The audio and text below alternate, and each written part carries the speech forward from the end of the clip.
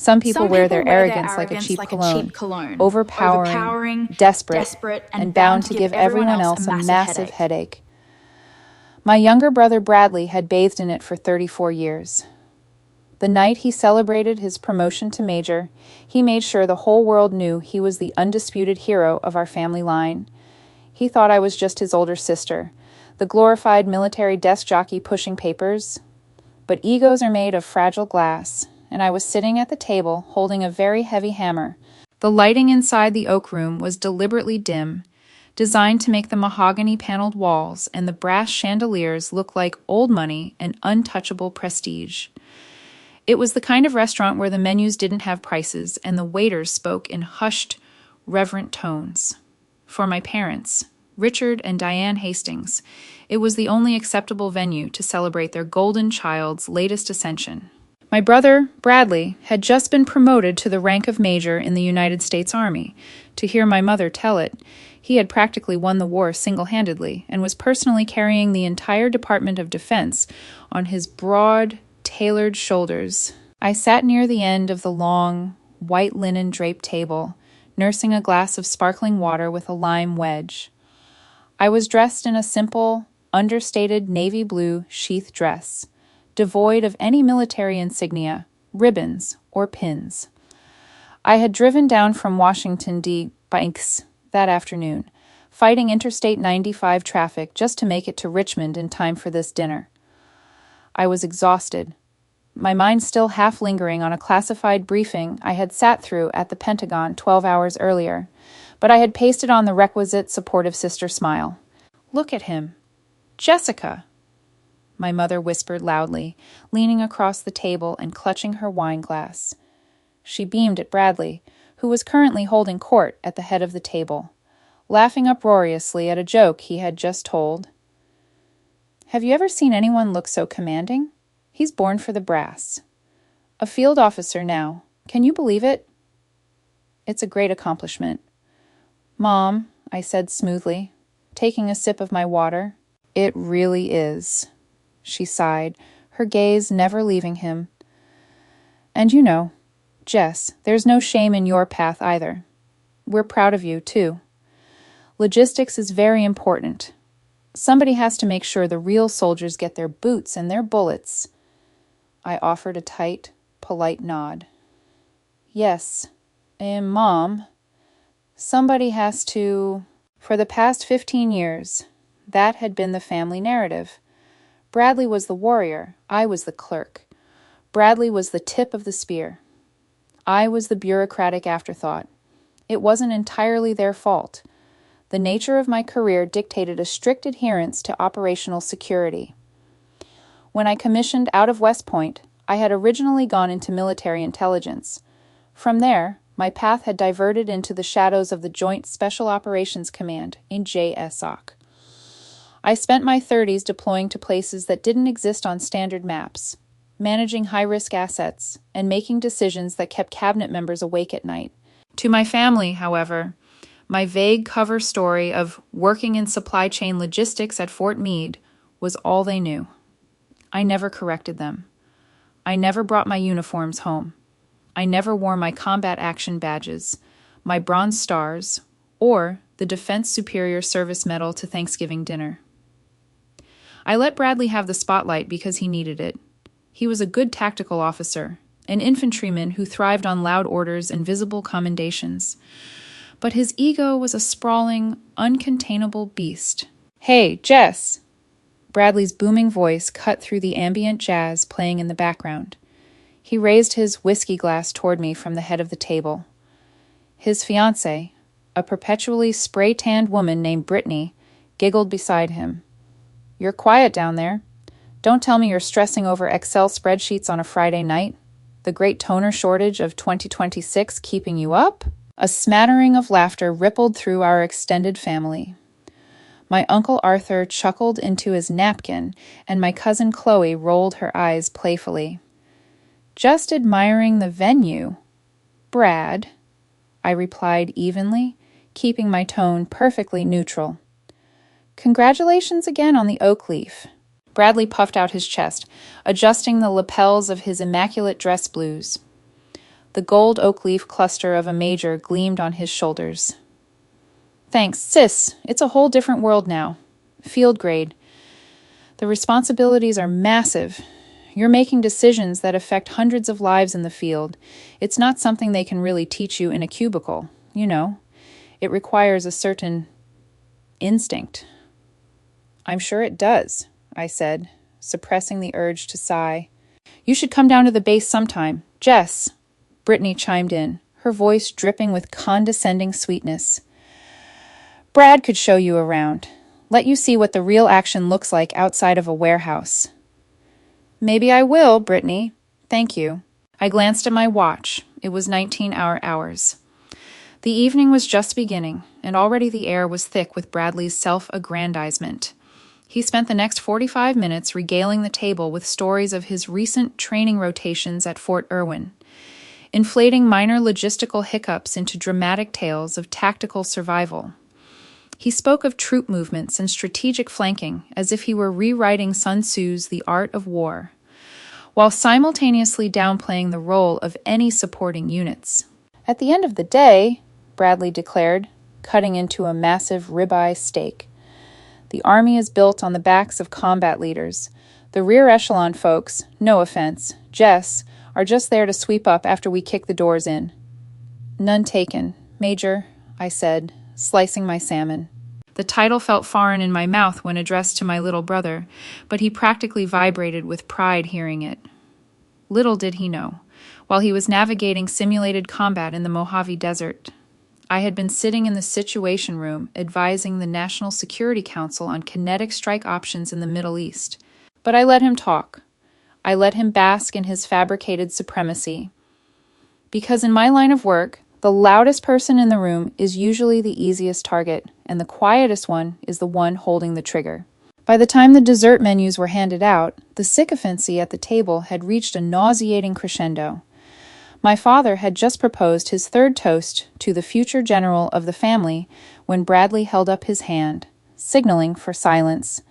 He checked his phone and flashed a wide, arrogant grin. Hold that thought. Dad, Bradley announced, his voice echoing slightly in our private dining alcove. I have a surprise. I didn't want to say anything earlier in case his schedule didn't permit it, but my commanding officer just texted me. He's in town for a symposium, and he's dropping by to give his personal congratulations. My mother gasped, pressing her hands to her cheeks. Your commander?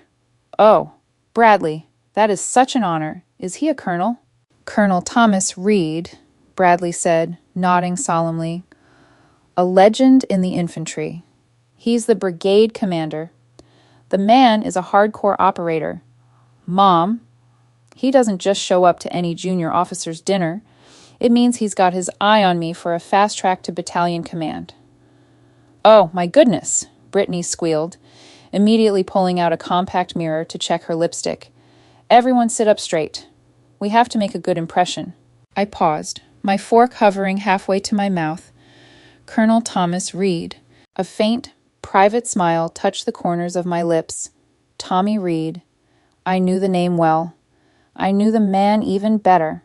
5 years ago, during a particularly brutal, highly classified Joint Task Force deployment in the mountains of eastern Afghanistan, then Lieutenant Colonel Reed had been the ground force commander for an infantry unit supporting my special operations team.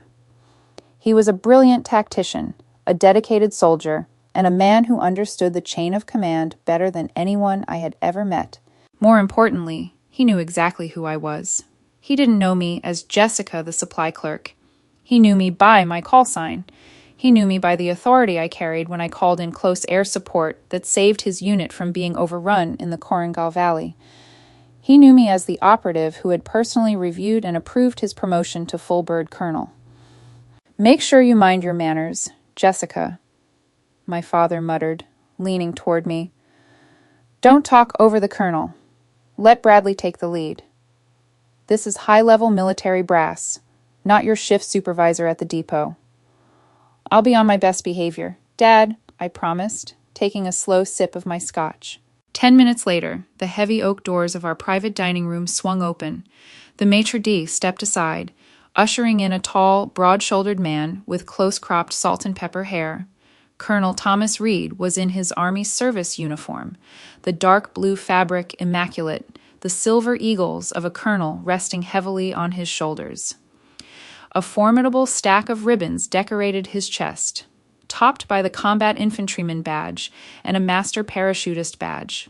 The entire table practically stopped breathing. My parents looked like they were in the presence of a deity. Bradley immediately shot up from his chair, practically knocking it over in his haste, and snapped a crisp salute. "Colonel Reed, sir, welcome. Thank you so much for coming, sir." Reed returned the salute casually, offering a warm, professional smile. "At ease, Major Hastings. It's a pleasure. I was just wrapping up a dreary seminar at the downtown Marriott and figured I'd come steal a drink from a newly minted field officer." "It would be my absolute honor, sir," Bradley said, practically glowing. He pulled out a chair near the head of the table. "Please, join us. Let me introduce you to my family." Reed took the offered seat, graciously shaking hands with my father, kissing my mother's hand in a display of old-school chivalry that made her blush crimson, and offering congratulations to Brittany. Because I was seated at the far end of the long table, partially obscured by a massive floral centerpiece, Reed hadn't laid eyes on me yet. "You have a fine officer here, Mr. and Mrs. Hastings," Reed said, accepting a glass of whiskey from the waiter. "Bradley is eager, aggressive, sometimes a little too aggressive, but we can mold that. He's got potential." "We are so proud of him, Colonel." My father beamed. "He's a born leader, always taking charge, ever since he was a boy." "Well, it takes a lot of grit to make it in the combat arms," Reed noted, swirling his glass. "It's not for the faint of heart." Bradley smirked, leaning back in his chair. "I was just telling them that, sir, my sister here." He gestured vaguely down the table toward me. "She works in logistics over at Fort Meade, pushes a lot of paper." I was trying to explain to her the difference between filing supply requisitions and actually maneuvering troops under pressure. "Logistics is the backbone of the military, Major," Reed corrected mildly, though he didn't look my way yet. "Beans and bullets win wars." "Of course, sir." Bradley backpedaled quickly. "I just mean, the strategic mindset is different. You know how it is with the support staff. They clock out at 1700. They don't have to carry the weight of command." "A common misconception," Reed murmured, taking a sip of his drink. "She means well, though." Bradley laughed, clearly high on the adrenaline of having his commander in his corner. "Hey, Jess, maybe Colonel Reed can get you a transfer to a field unit so you can see what real stress looks like. Get you out of those comfortable air-conditioned offices." At that exact moment, I pushed my chair back. The wooden legs scraped loudly against the hardwood floor, a sharp, abrasive sound that cut right through the soft jazz and the polite murmurs of the dining room. I stood up slowly, stepping out from behind the massive floral arrangement that had been hiding my face. I smoothed the front of my navy dress and picked up my glass of scotch. "I don't know. Bradley," I said, my voice projecting with the practiced, quiet authority of a woman used to commanding rooms filled with 4-star generals and defense secretaries. "I find the air conditioning at the Pentagon to be quite refreshing when the pressure gets a little too high." The second my voice hit the air, Colonel Thomas Reed froze. He didn't just stop moving. His entire body seemed to lock up. The whiskey glass halted halfway to his mouth. His posture went rigidly stiff, like a man who had just heard the unmistakable click of a landmine activating beneath his boot. Slowly, almost mechanically, Reed turned his head toward the far end of the table. I stood there, holding my glass, staring directly back at him with a cool, unblinking gaze. The dim lighting of the restaurant caught the faint, jagged scar running along the edge of my jawline, a souvenir from a fragmented mortar shell outside of Kandahar. A detail Bradley always assumed was from a car accident. Reed's eyes widened. All the color instantly drained from his face, leaving him looking like a ghost haunting his own pristine uniform. I saw his brain frantically processing the impossibility of the moment. The logistics clerk's sister, the Pentagon, the voice, the face. He didn't just stand up. He launched himself out of the chair. The heavy wooden dining chair tipped backward, crashing loudly onto the floor. The sound was like a gunshot in the quiet, sophisticated restaurant. My mother let out a startled shriek, clutching her chest. Bradley jumped, spilling a few drops of his drink onto his dress trousers. Reed didn't notice the fallen chair. He didn't notice the stares of my horrified parents. He didn't even notice Bradley, who was staring at his commanding officer like the man had just suffered a spontaneous stroke. Colonel Reed squared his shoulders, his boots planted firmly together. His spine snapped perfectly straight, his chin tucked, his eyes locked dead ahead. His right hand shot up in the sharpest, most violently crisp salute I had seen in a decade. "General Hastings, ma'am?" Reed's voice boomed through the dining room, stripped of all its previous casual warmth, replaced instantly by the raw, booming discipline of a subordinate addressing a flag officer. "I apologize, ma'am. I was completely unaware of your presence in this sector, nor was I informed of your relation to Major Hastings, sir. I mean, ma'am." Absolute, paralyzing silence descended upon the room. You could have heard a pin drop onto the carpet. Hell, you could have heard a feather land. My mother's mouth was hanging open so wide it was a miracle her jaw didn't unhinge. My father was gripping the edge of the table, his knuckles white, staring at Reed as if the colonel had suddenly started speaking fluent Mandarin. And Bradley's face was a masterpiece of cognitive dissonance. His brain was desperately trying to parse the words he had just heard. "General? Ma'am?" His eyes darted from Colonel Reed, who was still holding his salute so tight his bicep was trembling, to me, standing calmly at the end of the table in my simple civilian dress. "Colonel? What are you doing?" Bradley stammered, his voice cracking, entirely devoid of the booming alpha male confidence from 3 minutes ago. That's just Jessica. She works in supply." "Sir, are you feeling all right?" Reed didn't even twitch. He didn't look at Bradley. He kept his eyes locked on a point on the wall just above my head, maintaining his salute, waiting for my command. He knew the protocol. He knew exactly how much danger he was in for disrespecting a superior officer, even inadvertently, and he knew just how high up the chain I sat. I let the silence hang for another 5 agonizing seconds. I wanted Bradley to feel the full weight of it. I wanted the suffocating arrogance in the room to be completely vacuumed out. Finally, I lowered my scotch glass to the table. "At ease, Tommy," I said softly. Reed dropped his hand instantly, exhaling a sharp breath, though he remained at the position of attention. "Thank you, General.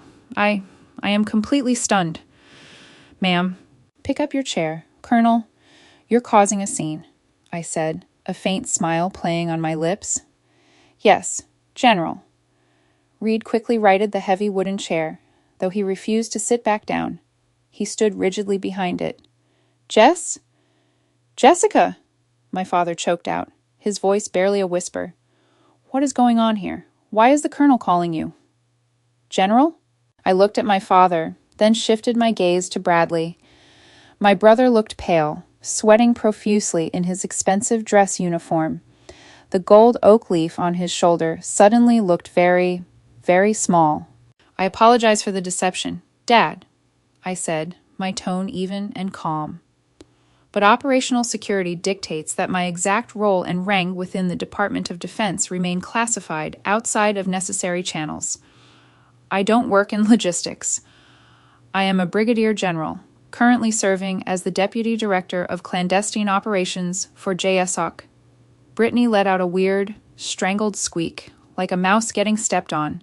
Bradley gripped the edge of the table, shaking his head slowly in denial. No, that's impossible. You push paper. You told us. For 15 years. You said you were just a desk jockey. You're a 1-star? I push a lot of very important paper. Bradley, I replied lightly. I turned my attention back to Colonel Reed. It's good to see you again, Colonel. The last time we spoke was in the talk at Bagram. You ran a tight perimeter that night. I haven't forgotten. I merely executed the extraction plan you designed. General, Reed said humbly, his eyes wide with a mixture of reverence and absolute terror. We wouldn't have made it out of the valley if you hadn't diverted those Apaches for us. My mother gasped again. Apaches? Jessica, you were in Afghanistan? In combat? I've been a lot of places.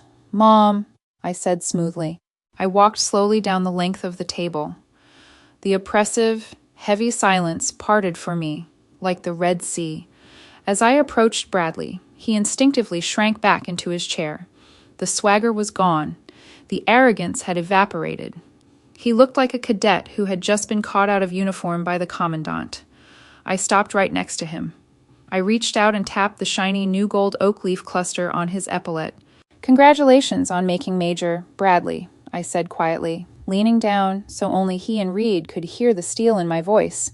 It's a respectable rank, but the next time you want to mock the support staff or belittle the people you think are beneath you, remember this moment, because the people in the shadows, the ones you think are just sweeping up after you, we are the ones who decide whether you get to play soldier tomorrow. Bradley swallowed hard. His Adam's apple bobbed. Yes, ma'am. I patted his shoulder, stood up straight, and looked at Colonel Reed. Sit down. Tommy, enjoy the whiskey. The Major is buying.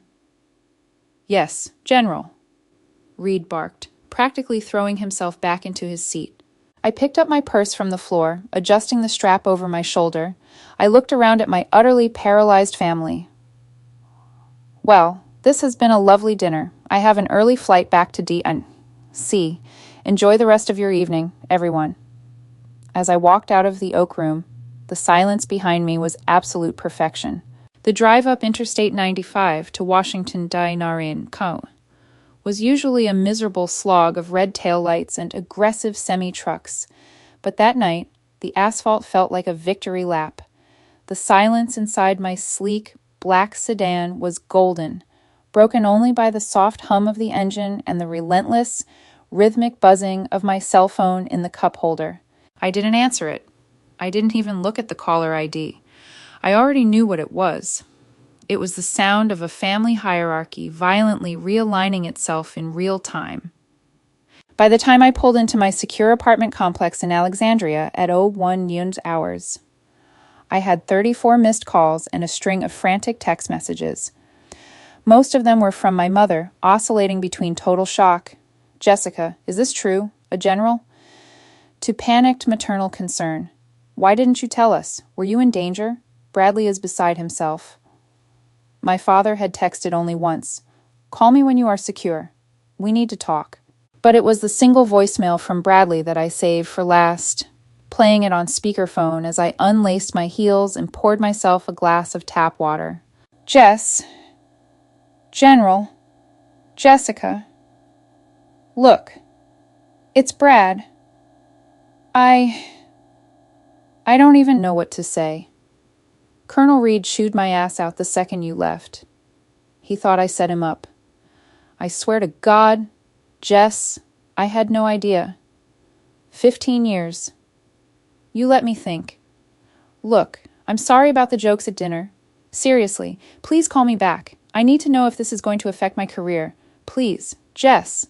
I hit delete. The panic in his voice was palpable, a stark contrast to the booming arrogance he had weaponized just a few hours prior. He wasn't apologizing because he suddenly respected me. He was apologizing because he had just realized his little sister had the operational authority to crush his career with a single phone call. I slept for exactly 4 hours. At 05:30, my alarm buzzed, and the family drama was instantly boxed up and shoved into the back of my mind. I had a war to manage. Walking into the Pentagon is always a surreal experience, but stepping into the subterranean rings where the Joint Special Operations Command, JSOC, maintained its dark cell liaison offices was another world entirely. The air was permanently chilled, the lighting fluorescent and unforgiving, and the people moved with a quiet, lethal purpose. My aide, Captain Gregory Miller, a sharp-eyed intelligence officer who had done 3 tours in Syria, fell into step beside me the moment I badged through the SKIF, Sensitive Compartmented Information Facility, doors. "Morning, General," Miller said, handing me a heavy, red-bordered classified folder. "The director wants to see you in Conference Room Charlie. The AFRICOM situation escalated overnight, and your coffee is on your desk." "Thank you. Greg, what's the status on the extraction node in Djibouti?" I asked, my voice dropping an octave into my professional cadence. "Still messy." "Ma'am." Constelli's contractors reported a massive influx of militant movement along the supply route. The local assets are spooked. We need to secure the perimeter before we push our Tier 1 guys in, but we don't have the footprint. Constelli's. The private military contractors were usually reliable for baseline perimeter defense, but if they were getting spooked, the threat matrix was expanding faster than anticipated. We needed conventional boots on the ground to act as a deterrent, a loud, visible hammer to draw attention while my shadow units slipped in the back door. 10 minutes later, I was standing in front of a digital mapping table with Lieutenant General David Harris, the Director of Operations. He was pointing a laser pen at a topographical map of the Horn of Africa. "We can't rely on the contractors for this phase." "Jess," Harris said gruffly, scratching his jaw, "I need an airborne infantry battalion to deploy under the guise of a routine joint training exercise. They make a lot of noise. Set up a massive FOB, forward operating base, and pull the eyes of every hostile in the sector. While they are busy showing off, your JSOC boys slip into the target compound, grab the HVT, high-value target, and vanish." "I agree, sir." I nodded, analyzing the terrain. "We need a unit that's highly mobile, aggressive, and ready to deploy within 72 hours. "I was thinking the 82nd Airborne out of Fort Liberty," Harris said, tapping the table. "Specifically, the 3rd Brigade Combat Team. They just wrapped a readiness evaluation. I need you to fly down to North Carolina today. Put eyes on them. Make sure their command staff can handle the logistical nightmare of integrating with a Black Ops timeline without blowing our cover." I froze.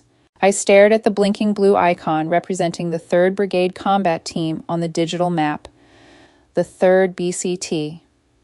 Colonel Thomas Reed's brigade. Major Bradley Hastings's brigade. "Is there a problem, General?" Harris asked, his eyes narrowing slightly at my hesitation. "No problem at all, sir," I said, a slow, dangerous smile creeping onto my face. "In fact, I'm already intimately familiar with the brigade commander. I'll have Captain Miller prep the jet. I'll be at Fort Liberty by 13 hours. The universe, it seemed, had a wickedly acute sense of humor. Bradley had spent 15 years begging me to come down to his base to see how real soldiers operated. It was time to grant his wish. The UH-60 Black Hawk helicopter flared aggressively, kicking up a miniature sandstorm as its wheels touched down on the concrete landing pad at Fort Liberty. The oppressive North Carolina humidity instantly punched me in the chest as the crew chief slid the heavy side door open. I stepped out onto the tarmac. For the first time in over a decade, I wasn't wearing civilian business attire or a nameless, rankless tactical uniform. I was in the Army Green Service uniform, the pinks and greens. The silver star of a brigadier general gleamed on my epaulets, blinding in the midday sun. Pinned above my left breast pocket was the Combat Action Badge, the Master Parachutist Badge, and a ribbon rack that told a silent, violent story of 15 years spent in the most dangerous corners of the globe. On my right shoulder, the subdued patch of the Joint Special Operations Command. Standing at the edge of the landing pad, flanked by his command sergeant major and 2 staff officers, was Colonel Thomas Reed. As I approached, the rotors winding down behind me. Reed snapped a salute so sharp it could have cut glass. The men beside him mirrored the action flawlessly. "Welcome to Fort Liberty," General Hastings, Reed said, his voice projecting over the whine of the engines. His eyes flicked to the star on my chest, a visible reminder that last night's restaurant encounter wasn't a stress-induced hallucination. "Thank you, Colonel," I replied, returning the salute with a relaxed, practiced motion. "I apologize for the short notice. The Pentagon doesn't care much for people's weekend plans."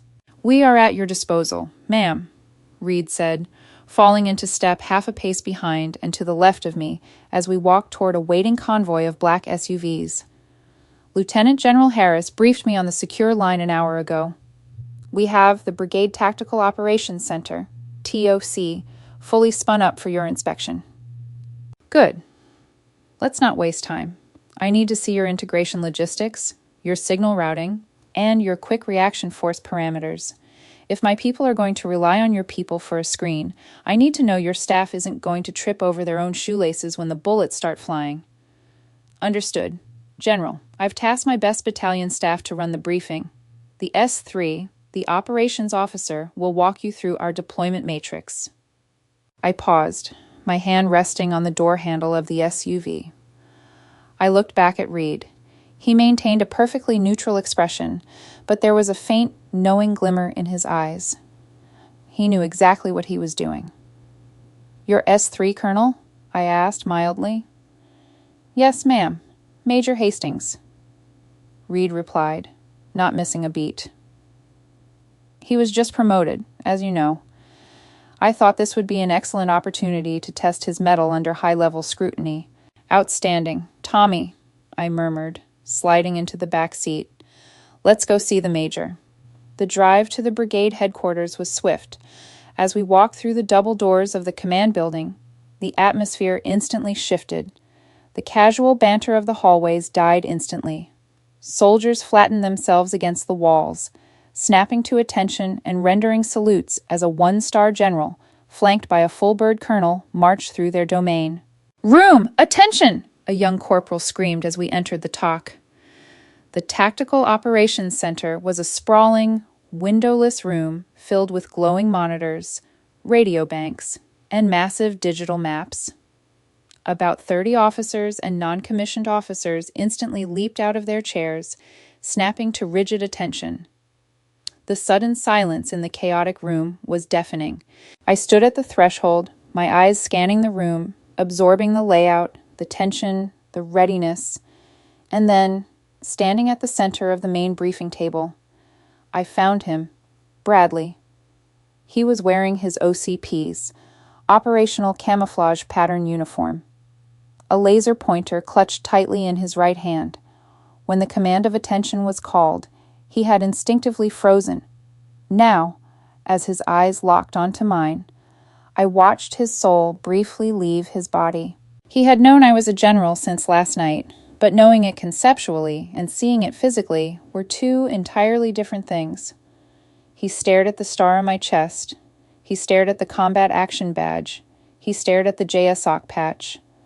The desk jockey sister he had mocked for a decade was currently holding the absolute authority of the room in the palm of her hand. "At ease," I commanded. The room collectively exhaled and relaxed slightly, though the posture of every soldier remained perfectly stiff. Colonel Reed stepped forward. "General Hastings, this is the 3rd Brigade TOC. As requested, we are prepared to brief you on our rapid deployment capabilities and logistical integration for a joint environment operation. Briefing the sand table today is our Battalion Operations Officer, Major Hastings." I walked slowly toward the center table. The crowd of officers parted for me. I stopped directly across from Bradley. The digital map between us glowed with topographical data of the Horn of Africa. Bradley was sweating. It wasn't the heat of the room, it was the cold, paralyzing grip of pure intimidation. His jaw worked silently for a second before his military training finally kicked in. He snapped a salute. "Good afternoon, General," Bradley said. His voice was steady, but it lacked entirely the booming, arrogant bravado he had displayed at the restaurant. "Major," I said, returning the salute. I clasped my hands behind my back, my posture exuding absolute command. Colonel Reed tells me you are his best operational mind. I have a very specific, very classified problem set that requires a flawless conventional footprint. The floor is yours. Major. Impress me." Bradley cleared his throat, desperately trying to project confidence. He clicked his laser pointer, placing a red dot on a coastal sector of the digital map. "Yes, ma'am. The 3rd Brigade is prepared to execute a rapid deployment force projection into Sector Alpha," Bradley began, his voice gaining a fraction of its usual volume. "Our primary objective is to establish a massive, localized footprint. We will deploy 2 infantry battalions via C-17s, establish a forward operating base here, and begin aggressive kinetic patrols within a 40-kilometer radius." He looked around the room, making eye contact with his peers, falling back into his comfort zone. "By making overwhelming noise and showing overwhelming force, we will draw the attention of all localized hostile elements. This creates a vacuum in Sector Bravo, here, allowing your specialized elements to infiltrate unimpeded." "A standard diversionary tactic," I said neutrally, not giving him an inch of validation. "Continue." "For logistics," Bradley said, a hint of his old arrogance bleeding through as he thought he was hitting a home run. "We will rely on the existing KBR and Constellas supply lines moving out of Camp Lemonnier. We'll utilize Route 4 to push fuel and heavy munitions to the FOB. It's a straight shot, efficient. It allows our warfighters to focus entirely on maneuver and engagement without worrying about the beans and bullets. The support staff will handle the rear." He actually used the phrase, support staff. Even now, he couldn't help but compartmentalize the military into heroes and help. I didn't blink. I didn't yell. I just leaned forward, resting both hands flat on the edge of the digital table, bringing my face closer to the map. "Major," I said softly. The quietness of my voice instantly chilled the room. "Tell me about Route 4. Bradley blinked, caught off guard. "Ma'am?" "Route 4. You just stated you are going to push your primary logistical lifeline through it. Tell me about the topographical vulnerabilities of Route 4. It's a paved highway. General. It's the most direct route from the port to the designated FOB location. It allows for high-speed convoy movement. It's a paved highway surrounded by a mountainous ridgeline for 22 miles, I corrected him, my voice slicing through the air like a scalpel. It's a fatal choke point, and as of 04 Barnes this morning, Palantir satellite imaging confirmed the presence of freshly dug fighting positions along that ridgeline. The hostile elements you are trying to distract are already waiting for you there." Bradley's face paled. He looked at Colonel Reed for help, but Reed was staring straight ahead, his face a mask of stone. I wasn't briefed on that satellite data." "Ma'am," Bradley stammered. "Because you didn't ask the intelligence shop for real-time updates before you built your logistical framework." I countered instantly. "You treated your supply line as an afterthought. You assumed the support staff would just magically get your fuel to you." I stood up straight, locking eyes with my brother. "If you run heavy convoys down Route 4, Major, they will be ambushed. Your fuel trucks will burn. When your fuel burns, your generators die. When your generators die, your tactical operations center goes dark. You lose satellite comms. You lose drone overwatch. You lose medevac coordination." I took a slow step around the table, entering Bradley's personal space. The entire room was holding its collective breath. "And while you are out there maneuvering and engaging, playing the hero in the dirt, you will suddenly find yourself deaf, blind, and out of ammunition," I continued, my voice echoing off the concrete walls. "Your massive footprint becomes a massive graveyard, and because you drew all the heat but couldn't sustain the fight, my Tier 1 operators, who rely on you to hold the line, will be compromised and slaughtered in Sector Bravo." Bradley swallowed hard. His laser pointer was trembling slightly in his hand. "General, with respect, Army doctrine outlines rapid establishment of supply routes utilizing existing infrastructure. The field manual states..." "I don't care what the base manual states. Major," I snapped, cutting him off with a crack of authority that made 2 lieutenants in the back row flinch. Because the classified appendix to that manual regarding joint operations logistics in denied territories? I wrote it. Silence. Absolute, crushing silence. I let him hang there for 10 seconds. I let him feel the sheer magnitude of his operational ignorance. I let him realize that the desk job he had sneered at was the only thing standing between his men and a body bag. Wars are not won by infantrymen kicking down doors. Major, I said, dropping my voice back to a dangerous whisper, repeating his exact words from the restaurant back to him. They are won by the logistics officers, the intelligence analysts, and the supply clerks who ensure you have the door to kick in the first place, and the medical evac to save your life when you kick the wrong one. If you ever treat your supply chain as an afterthought again, I will personally strip that gold leaf off your chest and bust you down to a platoon leader in Alaska. Do we understand each other? Bradley was ghostly pale. His eyes were wide, the reality of my world finally crashing down on his fragile ego. He snapped rigidly to attention, his voice cracking slightly. Yes, General. Completely understood. Ma'am. Good, I said, turning away from him and addressing the rest of the room. Tear this plan down. Reroute the MSR, main supply route, through the southern basin. It will add 4 hours to the convoy time, but it bypasses the ridge line. Coordinate with the Constellus Vanguard to sweep for IEDs. Have a revised brief on my desk in 2 hours. Yes, General. The room chorused in unison. The staff officers immediately scrambling back to their stations, terrified of being caught in the crosshairs.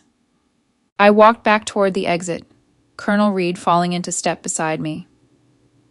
A thorough evaluation, General, Reed murmured, as we stepped out into the humid North Carolina air. He's sloppy, Tommy, I said coldly. He relies on aggression to mask his lack of strategic foresight. If you deploy him as your S3 in this operation, he's going to get people killed. He's learning, ma'am, Reed defended gently. He has the drive.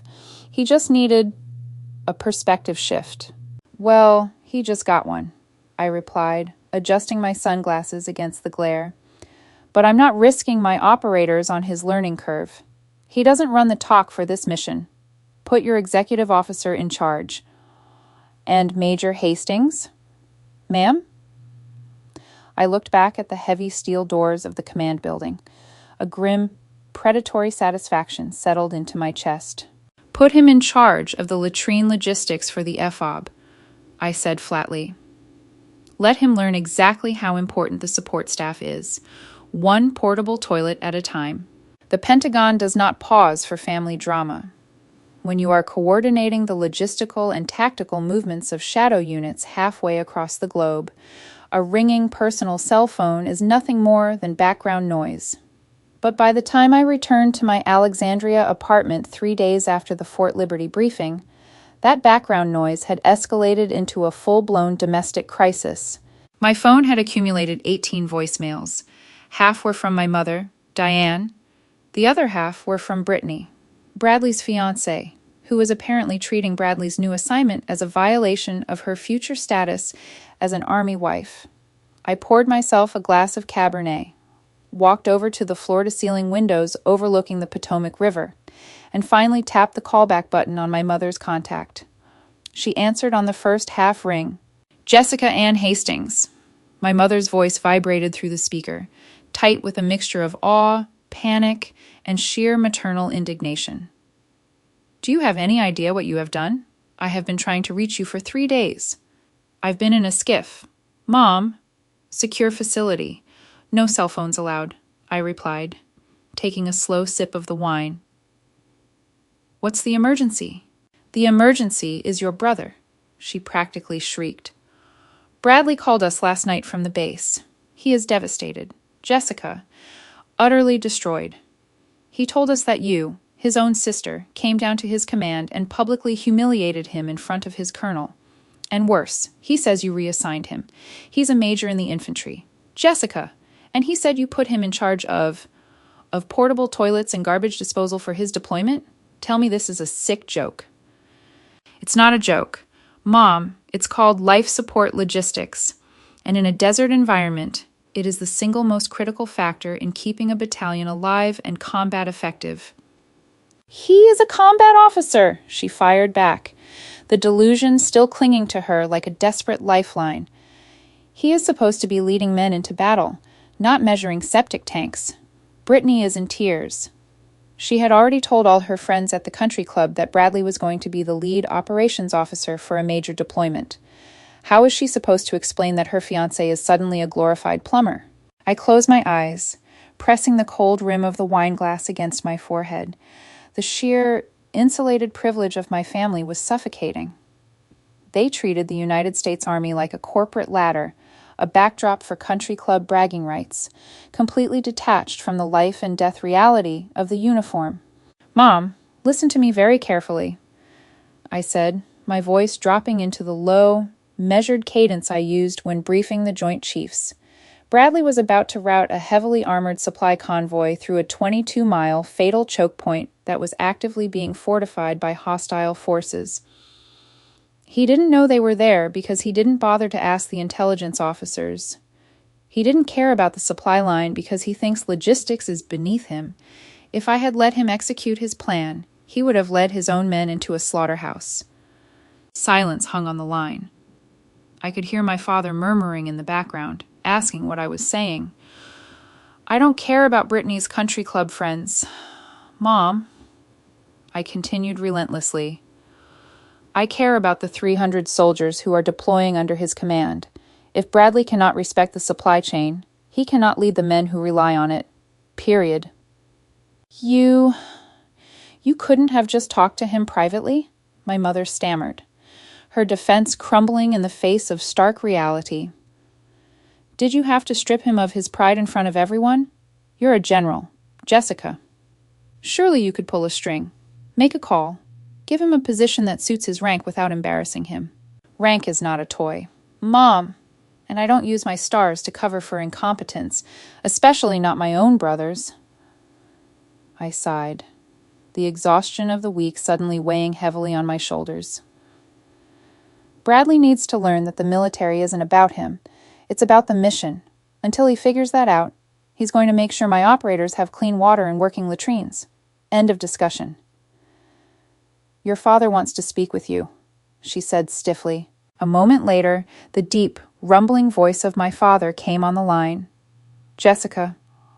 Dad. Your mother is upset. You know how she gets about Bradley. He paused, and I could hear the heavy shifting of his breath. I won't pretend to understand your world. Jess, we spent 15 years thinking you were stamping requisitions in a basement. It turns out you're running the whole damn building. Not the whole building, Dad. Just the parts they don't put on the evening news. Right.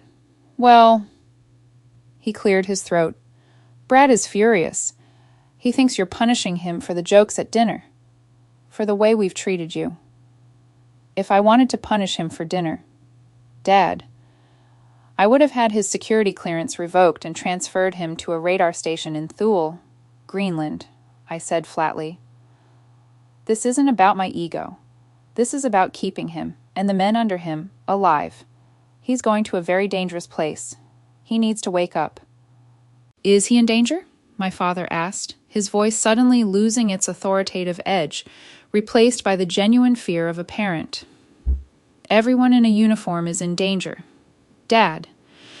But he's safer doing logistics in the rear than he is leading an element at the front right now.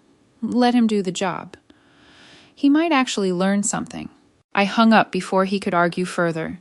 The family dynamic had been shattered, the golden pedestal smashed to dust. But I didn't have time to mourn the illusion. In less than 48 hours, Bradley was deploying to the Horn of Africa, and I was going to be watching his every move from a satellite feed 3,000 miles away. Camp Lemonnier, Djibouti, is a sprawling, sun-baked expanse of concrete, blast walls, and suffocating heat. But that was the luxury resort compared to the forward operating base, FOB, that the 3rd Brigade Combat Team was tasked with establishing in Sector Alpha. Fob Viper was dropped into the middle of a barren, unforgiving wasteland where the ambient temperature hovered around 118 degrees Fahrenheit. The sand wasn't just on the ground. It was suspended in the air, a constant, gritty fog that choked vehicle engines and shredded human lungs. From my command console in the subterranean JSOC Operations Center in Virginia, I had a god's eye view of the entire theater. High-altitude drones fed encrypted 4K thermal imaging directly to the massive screens spanning the front wall of the room. On the left screen, I watched Sector Bravo. My Tier 1 operators, ghosts in the machine, were methodically slipping through the mountainous terrain under the cover of darkness, closing in on the high-value target compound. They were silent, invisible, and lethal. On the right screen, I watched Sector Alpha, I watched Fob Viper, I watched my brother, Major Bradley Hastings, the self-proclaimed hero of the infantry, was currently standing ankle-deep in a trench of gray water. Through the localized comms chatter patched into my headset, I could hear the absolute chaos of his new reality. There were no glorious tactical maneuvers. There was no kicking down doors. There was only the brutal, crushing mathematics of survival in a hostile desert. Major Hastings, we have a critical fault in Purification Unit 3. The voice of a young logistical sergeant crackled over the radio network. Filters are completely clogged with silica dust. We're down to 40% water generation. If we don't get the reserve bladders online, the infantry battalions are going to run dry by 14 Nari. I zoomed the drone camera in on Bradley. He was covered in grease, sweat, and dirt. His immaculate OCP uniform was stained with diesel fuel. He looked exhausted, frantic, and completely out of his element. "Copy that, Sergeant." Bradley's voice rasped over the radio. He didn't sound arrogant anymore. He sounded desperate. "Route the gray water from the showers back through the secondary filtration cycle. I need you to cannibalize the parts from Unit 4 to keep Unit 3 running. Do it now." "Sir, if we cannibalize Unit 4, we have no backup if 3 fails entirely." "Do it, Sergeant. I am not letting these men go thirsty in this heat." I leaned back in my leather chair, a tiny, grudging smirk crossing my face. He was learning. He was finally feeling the crushing weight of the support staff he had mocked his entire career. But the desert doesn't just test your patience, it actively tries to kill you. At 15:30 local time, the ambient hostility of the sector flared. A sudden, massive localized sandstorm, a haboob, swept down from the northern ridgeline. It swallowed Fob Viper in a blinding wall of brown dust. Visibility dropped to absolute zero. At the exact same moment, the hostile elements in the region decided to probe the base's perimeter. "Contact! Contact on the eastern wire," a panicked voice screamed over the brigade net. "We are taking heavy mortar fire and small arms. We have incoming." In the JSOC command center, the thermal imaging on my screen turned into a chaotic blur of heat blooms as mortar shells impacted the outer blast walls of the fob. "General," Captain Miller said, leaning over my console, "the diversion is working perfectly. The hostiles are fully committed to probing the FOB. Our strike team in Sector Bravo just breached the target compound, unopposed." "Keep eyes on Bravo," I ordered, my eyes locked on the right screen. "But patch me into the 3rd Brigade TOC net. I want to hear how they handle the pressure." Through the headset. The chaos inside the fob was deafening, but it wasn't the infantry taking the brunt of the logistical nightmare. It was Bradley. A mortar shell had impacted near the fuel depot. It didn't breach the primary tanks, but the shrapnel had severed the main transfer lines powering the base's generators. "We are losing power in the TOC!" the brigade executive officer yelled over the radio. "Generators 2 and 4 are starved for fuel. If they go down, we lose all drone uplinks and counter-battery radar." Without counter-battery radar, the FOB couldn't track the incoming mortar trajectories. They would be sitting ducks in the sandstorm. "Major Hastings, what is the status of the fuel lines?" Colonel Reed's voice cut through the static, booming with commanding authority. "Lines are severed, sir," Bradley's voice came back, breathless, strained. He wasn't in the talk. He was out in the storm. We can't patch them under this fire. The pressure is dropping. We're going to lose the grid in 3 minutes. I watched the thermal feed. Through the blinding dust, I saw a lone heat signature sprinting across the open compound, entirely exposed to the incoming mortar fire. It was Bradley. "Hastings, get your ass back in a bunker. That's an order," Reed barked. "Negative, sir," Bradley yelled back, the roar of the wind and the crack of small arms fire bleeding through his microphone. "If we lose the radar, the infantry on the eastern wall gets slaughtered. I'm manually rerouting the auxiliary fuel trucks. I'm going to daisy-chain the mobile tankers directly to the TOC generators." I gripped the edge of my console. Daisy-chaining mobile fuel tankers in the middle of a mortar barrage was essentially volunteering to become a massive, walking incendiary bomb. It was a terrifyingly dangerous move. It was also the only logistical play that would save the base. "I need covering fire on the fuel depot. Now!" Bradley screamed over the net. "I need the combat engineers to bring up the heavy hoses. Don't tell me you can't see. Just shoot at the flashes." For the next 20 minutes, I watched my brother do something he had never done in his entire decorated career. I watched him prioritize the mission over his own glory. He didn't fire a single shot. He didn't lead a glorious charge. Instead, he crawled through the mud and the sand, hauling heavy, diesel-soaked hoses under direct enemy fire. He coordinated with mechanics, supply clerks, and engineers, the very paper pushers he had spent 15 years insulting. He barked orders not to assert dominance, but to synchronize a desperate lifeline of fuel and power. "Auxiliary lines connected," Bradley finally roared over the comms, his voice cracking with exhaustion.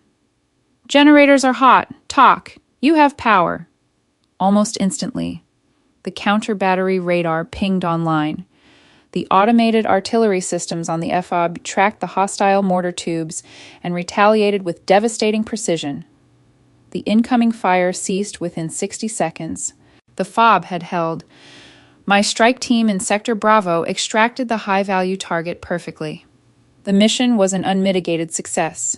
I took off my headset, the adrenaline slowly draining from my system. I looked at the thermal signature of my brother, collapsed against the side of a fuel truck, alive, exhausted, and covered in filth. "Captain Miller," I said quietly. "Yes, General?" "Prep the jet. We're flying to Djibouti." The smell of a forward operating base post-contact is something you never forget. It's a pungent cocktail of cordite, burnt diesel, sweat, and the sharp, metallic tang of adrenaline. When my Black Hawk touched down at FOB Viper 36 hours later, the sandstorm had cleared, leaving the base baking under a relentless African sun. The blast walls were scarred with fresh shrapnel. The air shimmered with heat. I stepped off the bird, flanked by my security detail.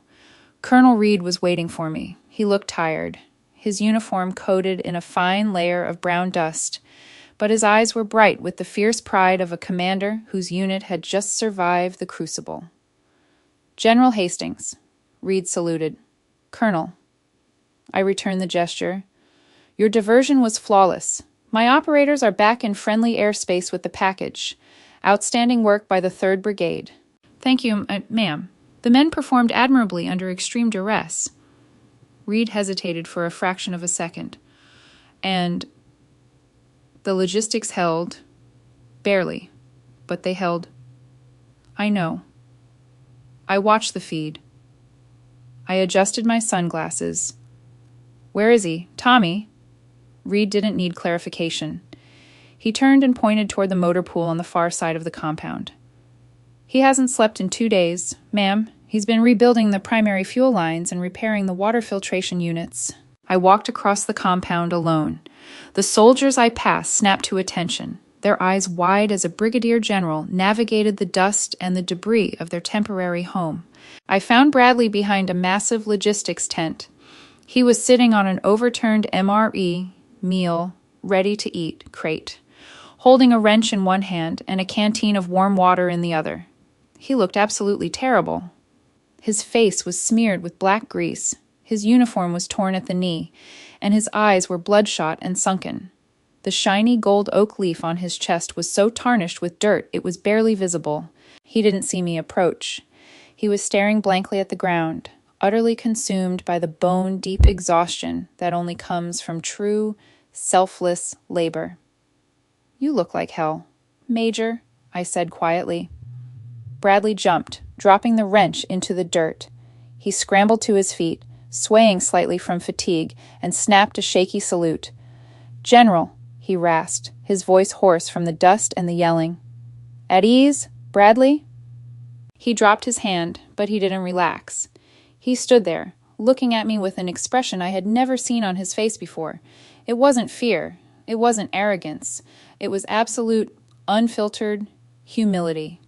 I walked closer, looking at the grease stains on his hands, the bruised knuckles, the sheer physical toll of keeping 300 men alive. "I reviewed the after-action reports," I said, keeping my voice even. "Daisy-chaining mobile tankers during a mortar barrage is against every safety regulation in the book." Bradley swallowed hard. "Yes, ma'am. It is, but—" The generators were starving. If the talk went dark, the counter-battery systems would have failed, the infantry on the east wall would have been overrun, the field manual didn't account for the supply lines being severed under fire. I had to improvise. "You did," I agreed. "You risked your life to push fuel. You didn't fire your weapon. You didn't get any confirmed kills. You just did the plumbing." Bradley looked down at his filthy boots. "I did the plumbing, ma'am." I stepped into his personal space, reaching out and brushing some of the heavy silica dust off his shoulder. "For 15 years, Bradley, you thought the spear was the only thing that mattered," I said softly, the harsh edge of the general fading, replaced for a brief moment by the older sister. "You thought the tip was the only part doing the work. You never stopped to think about the shaft that gives it weight, or the arm that throws it. You thought being a warrior was just about pulling triggers." He looked up at me, his eyes shining slightly, though the desert heat would ensure no tears ever fell. "I was wrong. Jess," he whispered, stripping away the rank and the titles, speaking to me as my brother for the first time in a decade. I was so damn arrogant. I sat in that talk back home and drew lines on a map, thinking the fuel would just magically appear. When the shells started falling, when the water started running out, I realized how fragile it all is. I realized that if the supply clerks and the mechanics fail, the infantry dies. I'm sorry. I am so deeply sorry for how I treated you, for how I talked about your work. I stared at him for a long, silent moment. I was looking for the lie. I was looking for the ego trying to reassert itself, looking for the golden boy trying to charm his way out of the dirt. I didn't find it. The desert had burned the arrogance out of him. The crucible had forged a real officer. "Colonel Reed submitted his commendation recommendations this morning," I said, my voice hardening back into professional command, though my eyes remained warm. "He recommended you for the Bronze Star, for exceptional meritorious service in a combat zone, maintaining critical life support and command infrastructure under direct enemy fire." Bradley blinked, utterly stunned. A Bronze Star? For logistics? "For keeping your men alive, Major." I corrected him sharply, because that is what leadership is. I took a step back, squaring my shoulders. The sun beat down on us, the heat radiating off the concrete, but the air between us was finally perfectly clear. "I approved the commendation 20 minutes ago," I told him. "You earned it. Bradley, not by being a hero, but by being the support. Don't ever forget how heavy this wrench feels." He looked down at the heavy steel wrench in the dirt, then back up at me. He snapped to attention again, and this time, the salute he gave me wasn't out of fear, or obligation, or protocol. It was out of pure, unadulterated respect. "I won't forget. General, thank you." I returned the salute, turned on my heel, and walked back toward the waiting Blackhawk. The helicopter's rotors began to spin up, kicking the dust back into the air, but as I climbed aboard, I knew one thing for certain. The Hastings family dinners were going to be a lot more tolerable from now on. 6 months after the dust of Djibouti had settled, the tactical gear was swapped for tailored tuxedos, and the brutal reality of the desert was traded for the manicured lawns of the Richmond Elite Country Club. Major Bradley Hastings had returned home. He brought his men back alive. He brought back a Bronze Star, and he brought back a fundamentally altered soul. But while the desert had burned away Bradley's arrogance, his fiancée, Brittany, had seemingly absorbed all of it to fuel her wedding plans. The Hastings-Davenport wedding was shaping up to be less of a celebration of love and more of a heavily weaponized social event. Brittany's father, Charles Davenport, was a self-made millionaire who owned a mid-tier defense contracting firm called Vanguard Tactical Solutions. He was a man who believed that wealth was an acceptable substitute for character, and he treated military personnel as either useful political props or glorified employees. I had driven down to Richmond for the pre-wedding family brunch, a lavish affair hosted on the country club's sweeping veranda. I wore a simple cream-colored silk blouse and charcoal trousers, civilian clothes. Since the fateful dinner at the Oak Room, my parents had treated me with a bizarre, tiptoeing reverence. My mother, Diane, no longer asked me about spreadsheets. Instead, she looked at me like I might call in a drone strike if my coffee was too cold. Bradley, on the other hand, was a completely different man. When I walked onto the veranda, he immediately stood up, crossed the patio, and pulled me into a genuine, bone-crushing hug. "Glad you made it, Jess," he murmured. There was a quiet stillness to him now. The loud, booming alpha male routine was gone, replaced by the heavy, watchful calm of a man who knew exactly what the abyss looked like. "Wouldn't miss it. Brad, how are you holding up?" I asked, taking a seat next to him. "Surviving," he chuckled dryly. Though I'd rather take my chances with a mortar barrage than argue with Brittany about the floral arrangements again, Brittany arrived at the table a moment later, flanked by her father, Charles, a red-faced man with a booming laugh and an expensive cigar clamped between his teeth. "Well, well, well, if it isn't the family's resident desk general," Charles boomed, pulling out his chair and sitting heavily across from me. He didn't offer to shake my hand. "Diane has been talking my ear off about your little promotion, Brigadier General. Not bad for a woman in the supply chain." I took a slow sip of my mimosa, my eyes locking onto Charles over the rim of the glass. I let the silence stretch for just a fraction of a second too long, a psychological tactic that usually made people squirm. Charles just puffed his cigar, oblivious. "It keeps me busy, Mr. Davenport," I replied smoothly. "I'm sure it does," Charles laughed, waving his hand dismissively. Though I have to admit, when I heard General, I pictured Patton. But you know how the Pentagon is these days.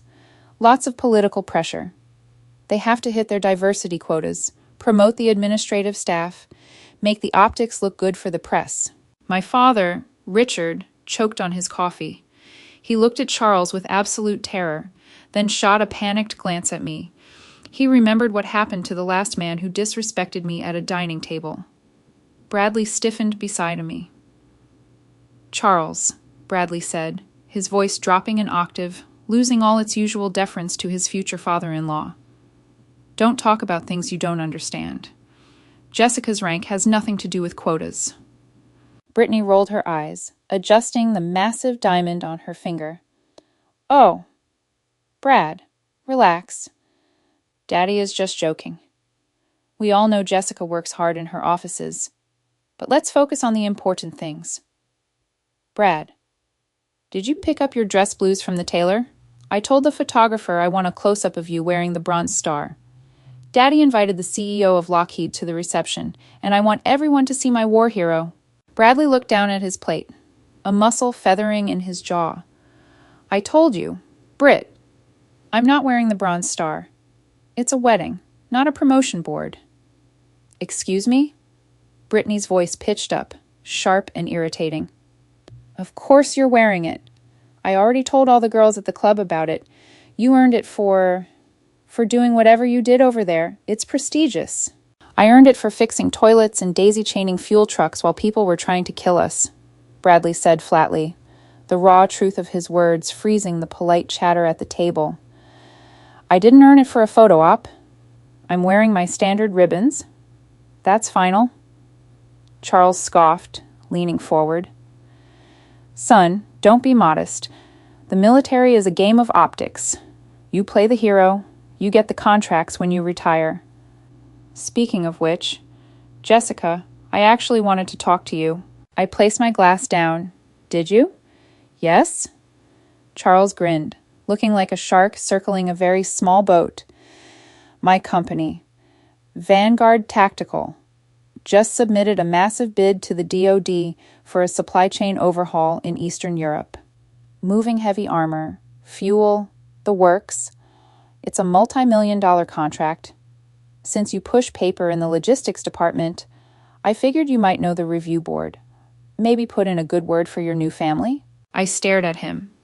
The sheer, unadulterated audacity of this civilian contractor trying to casually bribe a JSOC flag officer in broad daylight was almost comical. He truly believed I was just a mid-level bureaucrat who had lucked into a star. I don't sit on civilian procurement boards, Mr. Davenport, I said, my voice dangerously soft. And even if I did, I don't engage in nepotism.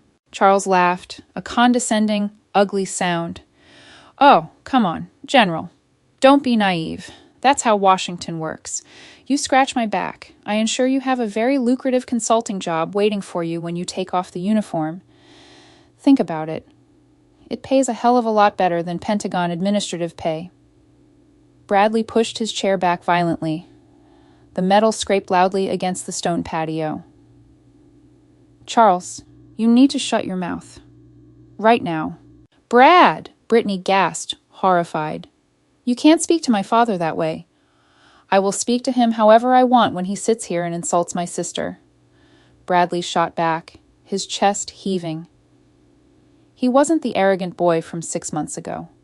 He was a seasoned field-grade officer, and the protective fury radiating off him was palpable. You have no idea who you are talking to, Charles. You have no idea what she does. I reached out and placed a single, calming hand on Bradley's forearm. It's all right. Bradley, I said, my tone perfectly even. I looked back at Charles, whose face had gone red with anger at being challenged by his future son-in-law. Mr. Davenport, I said, leaning forward just an inch. I am well aware of Vanguard Tactical Solutions. In fact, I am intimately familiar with your Eastern European logistics bid, but we shouldn't discuss business at a family brunch. Save your breath for the rehearsal dinner tomorrow night. We can talk about your contracts then. Charles smirked, completely misreading my calm demeanor for submission. That's more like it, little lady. We'll talk tomorrow. If the country club brunch was a skirmish, the rehearsal dinner the following night was a designated kill zone. The dinner was held in the grand ballroom of a historic downtown Richmond hotel. Crystal chandeliers cast a warm glow over 50 of the most elite, wealthy, and insufferable guests Brittany and Charles could assemble. Colonel Thomas Reed was there, looking sharp in a dark suit, standing by the bar and quietly observing the room. He had been invited by Bradley, and the two had formed a tight bond of mutual respect since the deployment. I arrived wearing a sleek, tailored black evening gown. I commanded the room without a single piece of military hardware on my person. Throughout the evening, Charles Davenport held court. He was practically vibrating with arrogance, loudly boasting to his wealthy friends about his connections, his wealth, and his imminent domination of the Department of Defense's logistics sector. He treated the military officers in the room, including Bradley and Colonel Reed, as if they were his personal security detail. By the time the speeches rolled around, Charles had consumed 3 glasses of expensive scotch and was feeling entirely untouchable. He stood at the head of the room, tapping his glass with a fork. "Thank you all for coming," Charles boomed, his face flushed. He went through the standard pleasantries, praising his daughter and offering a half-hearted welcome to Bradley. Then, his eyes found me, sitting quietly at the edge of the head table. "And I want to give a special shout-out to the groom's sister, Jessica," Charles announced, a patronizing grin plastered on his face. "Jessica is a newly minted general over at the Pentagon. She's the one who makes sure our boys have their boots tied and their paperwork filed." A smattering of polite, confused laughter echoed through the room. Bradley's hands clenched into white-knuckled fists on the table. My father looked like he wanted to crawl under the tablecloth. "In fact," Charles continued, holding his scotch glass up, "Jessica and I were just talking about how my company, Vanguard, is about to secure the logistics network for the entire European theater." I told her. "Once she gets tired of the government bureaucracy and the diversity seminars, she can come work for a real organization, a private one, where the real men do the real heavy lifting." More laughter from his country club cronies. I didn't react. I didn't flush with anger. I simply picked up my linen napkin, dabbed the corners of my mouth, and stood up. The ballroom went quiet as I bypassed the microphone and walked directly over to Charles. He looked down at me, still wearing that smug, untouchable grin. "Mr. Davenport," I said.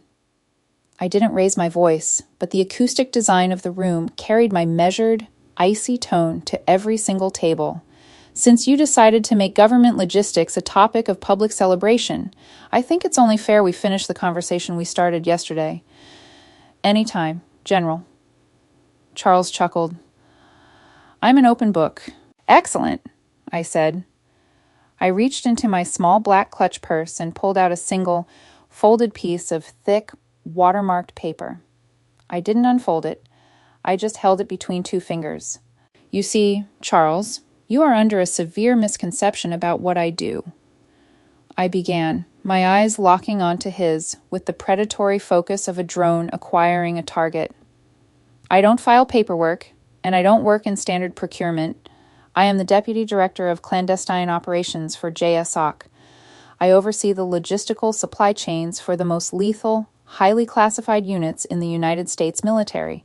The smile on Charles's face began to slip. Just a fraction. A low murmur rippled through the ballroom. Colonel Reed took a sip of his drink, a faint smirk playing on his lips. "When a contractor submits a bid to support my operators, that bid doesn't go to a civilian board," I continued, stepping one pace closer, invading his space. "It goes to my desk. My analysts tear it apart. We look at your supply routes, your asset management, and your financial history. Because if a contractor fails in my theater, my people don't lose money. My people die in the dark." Charles swallowed hard. The scotch in his glass sloshed as his hand gave a microscopic tremor. "Now, listen here. Jessica—" "General Hastings," I corrected him, the title cracking like a whip across the silent room. He flinched. 2 weeks ago, my intelligence shop ran a deep dive audit on Vanguard Tactical Solutions, I said, my voice dropping into a lethal register. "We found that your subsidiary shell companies have been systematically overcharging the DoD for diesel fuel in the AFRICOM theater by falsifying transport distances. You've been cutting costs by using unarmored vehicles in active combat zones, directly violating the terms of your current contracts and putting American lives at risk to pad your profit margins." "That is a lie," Charles sputtered, his face turning a deep, dangerous shade of purple. He looked around the room, panicking as his wealthy investors stared at him in horror. "That is slander. I'll sue you." "You can't sue a classified audit, Charles," I said coldly. I held up the folded piece of paper. "This is a declassified summary of a federal indictment. It was signed by the Department of Justice at 14 hours today. Your Eastern European bid isn't just denied. Your company is being blacklisted from all federal contracting. The FBI will be freezing Vanguard's corporate accounts at 8 hours tomorrow morning." The silence in the ballroom was absolute, crushing, and apocalyptic. Brittany let out a loud, dramatic sob, burying her face in her hands. My mother, Diane, was staring at me with a mixture of terror and absolute awe. Charles Davenport looked like he had been physically struck by a train. He swayed on his feet, all the bluster and arrogance instantly vaporized. No, no, you can't do this. I have friends in the Senate. I have connections.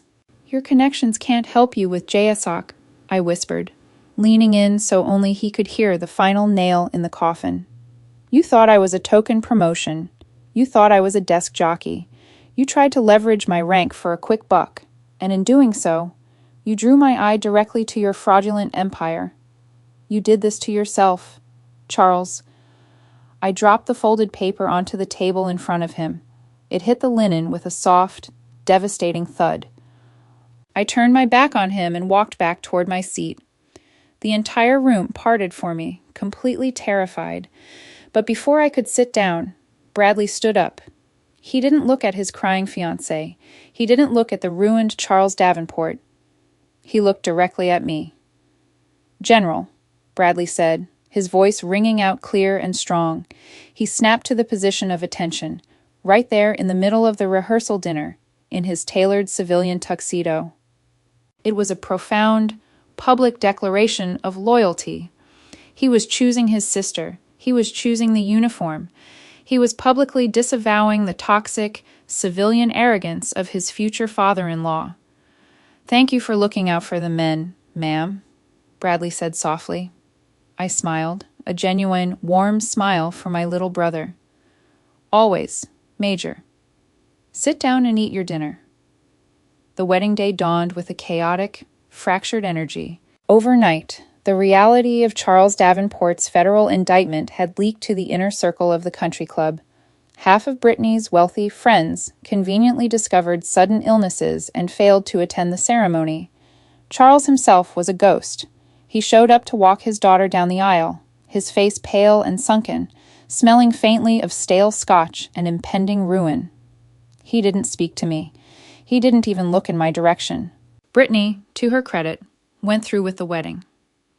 Despite her superficiality, she loved Bradley, and the sudden evaporation of her father's wealth served as a brutal reality check. She was quieter, subdued. The bridezilla persona completely shattered. The ceremony was held in a massive, historic stone chapel on the edge of Richmond. The military presence was heavy. The first 4 rows on the groom's side were packed with Army officers in their immaculate dress blues. Colonel Reed sat in the front row, a silent, commanding presence. I sat next to my parents. My father had spent the entire morning fetching me coffee and offering to carry my purse, still deeply traumatized by the absolute destruction I had unleashed on the Davenport family at the rehearsal dinner. You look beautiful, Jessica, my mother whispered, leaning over to adjust the collar of my dress uniform. For the wedding. I had chosen not to wear civilian clothes. I wore my full Army service uniform. The dark blue fabric was immaculate. The silver star rested heavily on my shoulders. My ribbon rack, a vibrant tapestry of deployments, commendations, and classified survival, covered my left chest. I was no longer hiding in the shadows of the support staff. I was a general of the United States Army, and I was going to claim my space.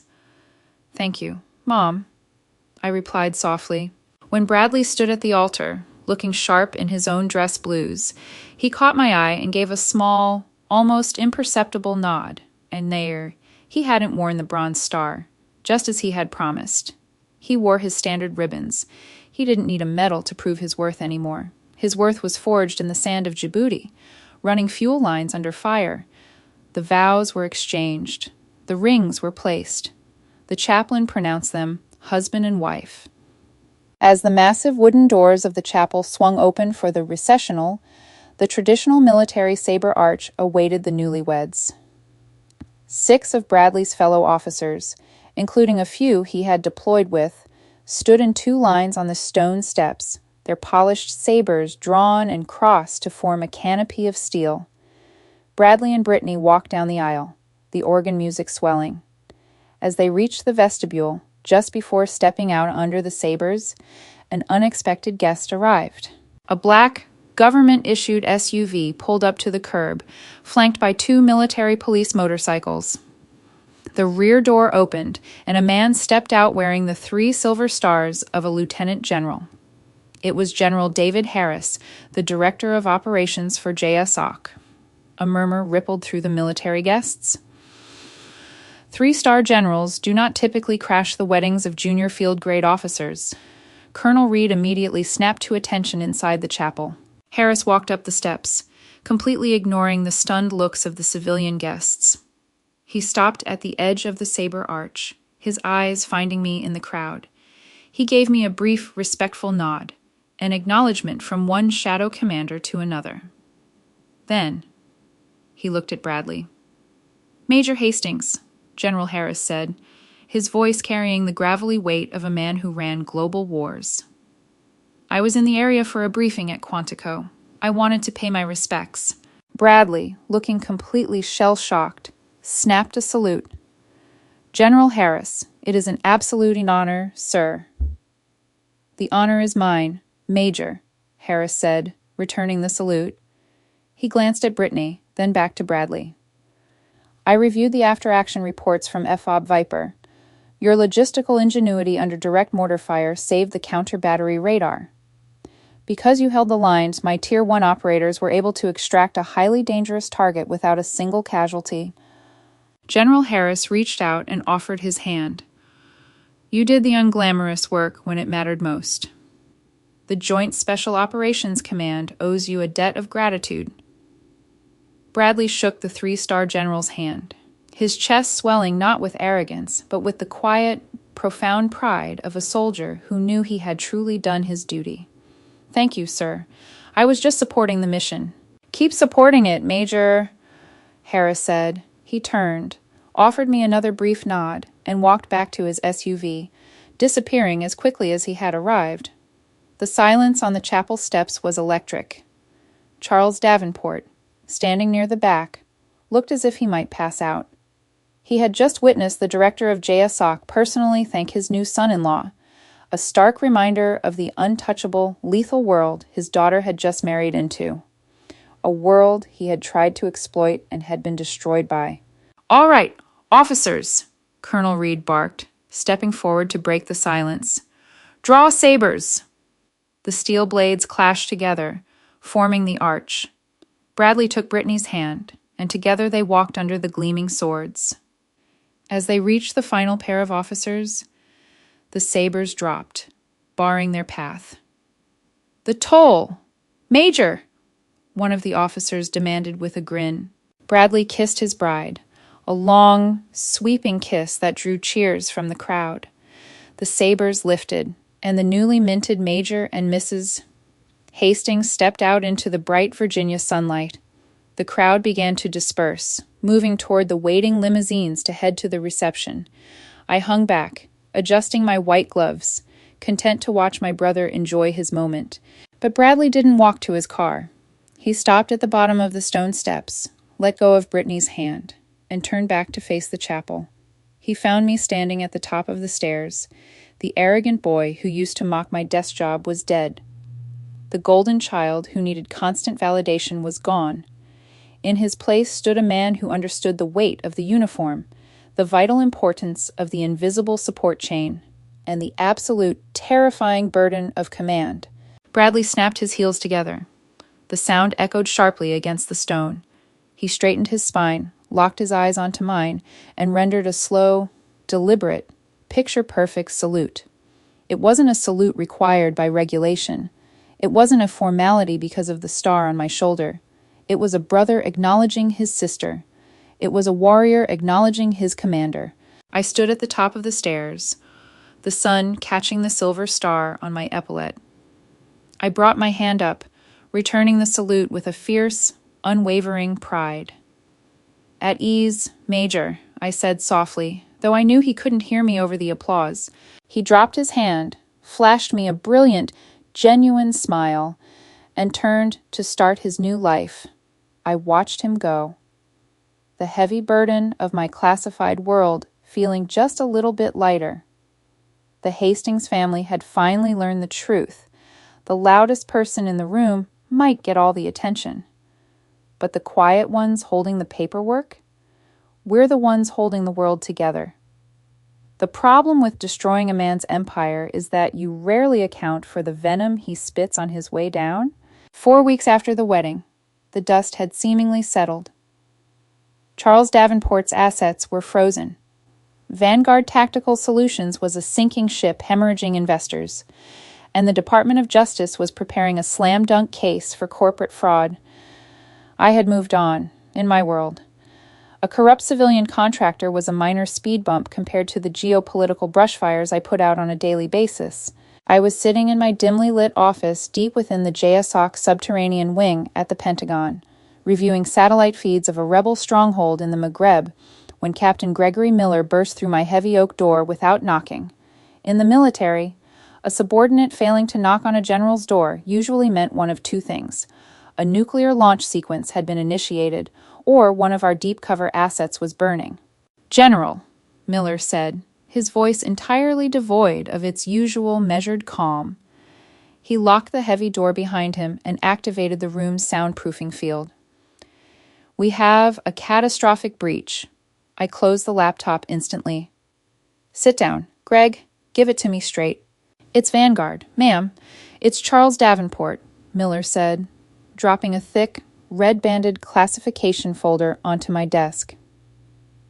When the FBI raided Vanguard's corporate servers in Richmond yesterday, they found an encrypted subnet hidden beneath the company's standard logistics architecture. Cyber Command cracked it an hour ago. "Ma'am?" Vanguard didn't just supply our forward operating bases with fuel and water filtration units. I felt the temperature in the room drop. What did they do? They installed proprietary telemetry tracking hardware inside the filtration units and the portable generators they sold to the DoD, Miller explained, his face pale. Davenport claimed it was for remote diagnostic maintenance. But the hardware wasn't just tracking fluid levels. It was pinging encrypted geolocation data every 15 minutes to a private offshore server farm. My blood ran ice cold. JSOC used Vanguard generators at 36 classified safe houses and temporary staging areas across Eastern Europe and Northern Africa. "Davenport has the exact GPS coordinates of our black sites," I whispered, the horrifying reality settling over me. "Yes, ma'am. Every fob, every safe house, every staging area where a Vanguard generator is currently humming. And it gets worse." Miller swallowed hard. "Davenport's lawyers contacted the DOJ 10 minutes ago. They are demanding a full pardon, immediate unfreezing of all assets, and a dismissal of the indictment. If his demands aren't met within 48 hours, a dead man switch will automatically broadcast the geolocation data to the open dark web. Every hostile intelligence agency and terror cell on the planet will know exactly where our Tier 1 operators sleep." The sheer, unadulterated treason of the act was staggering.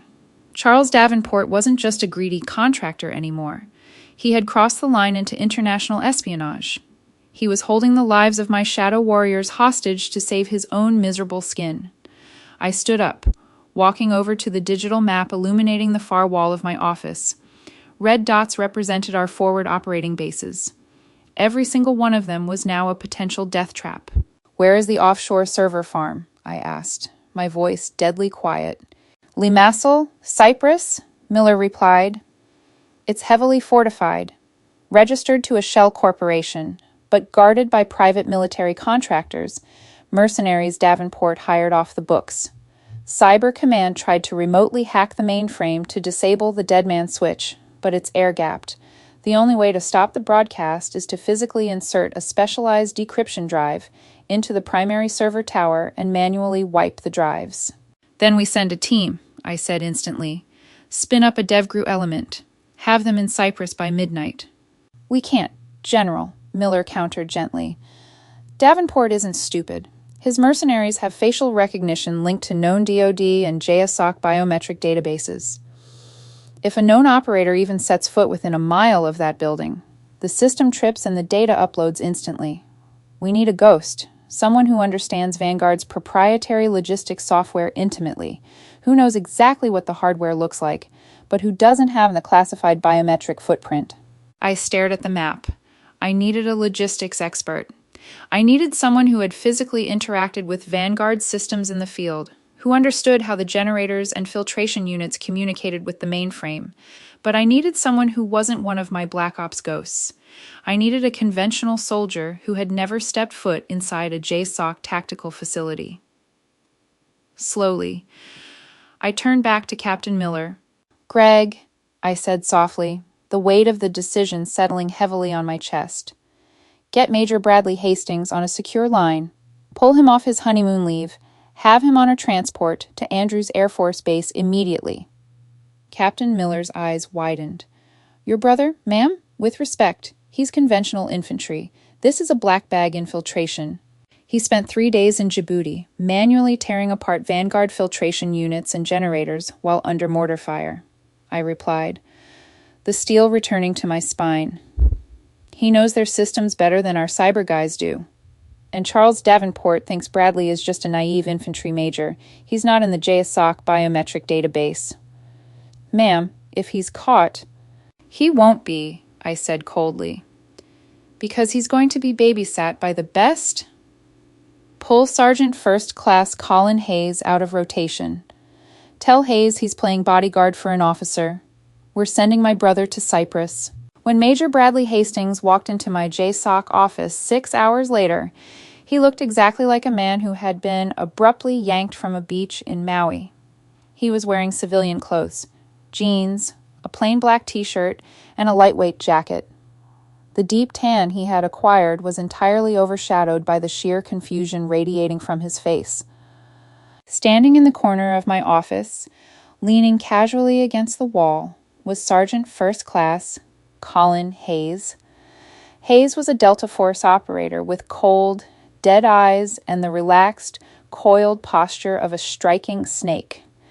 He didn't wear a uniform, just tactical cargo pants and a dark fleece. Bradley stopped in the center of the room, looking from me to Hayes and then back to me. "Jessica," Bradley said, omitting the rank in the privacy of the room. "What is going on? MPs showed up at my hotel and practically shoved me onto a C-17. Brittany is terrified." "Have a seat." "Bradley," I said, gesturing to the chair opposite my desk. I didn't sugarcoat it. I walked him through the entire nightmare. I told him about Charles Davenport's treason, the hidden telemetry trackers and the Vanguard equipment he had used in Djibouti, the dead man switch, and the mercenary-guarded server farm in Cyprus. As I spoke, the color slowly drained from Bradley's face. The realization that his father-in-law was willing to sell out American soldiers to save his bank account hit him like a physical blow. "Charles is holding your men hostage," Bradley summarized quietly, his jaw clenching. "He is. And because his facial recognition software will flag any of my JSOC operators, we are locked out, but you aren't in that database. Bradley, you are conventional army.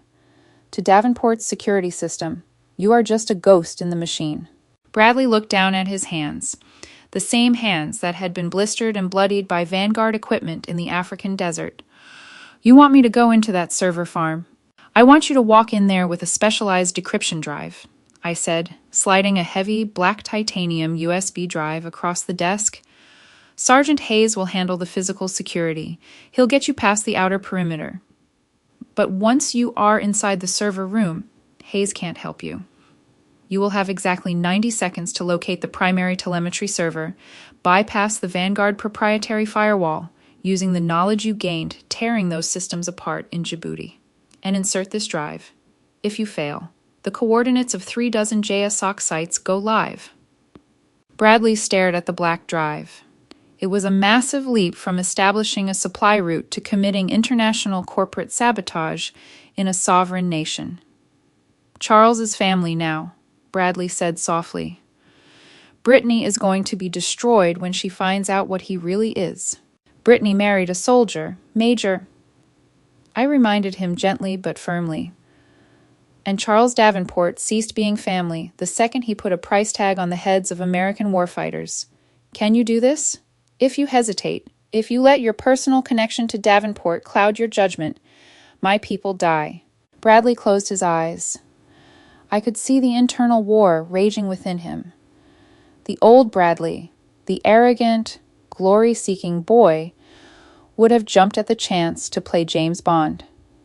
But the new Bradley, the officer forged in the dust of Fob Viper, understood the terrifying, unglamorous gravity of the mission.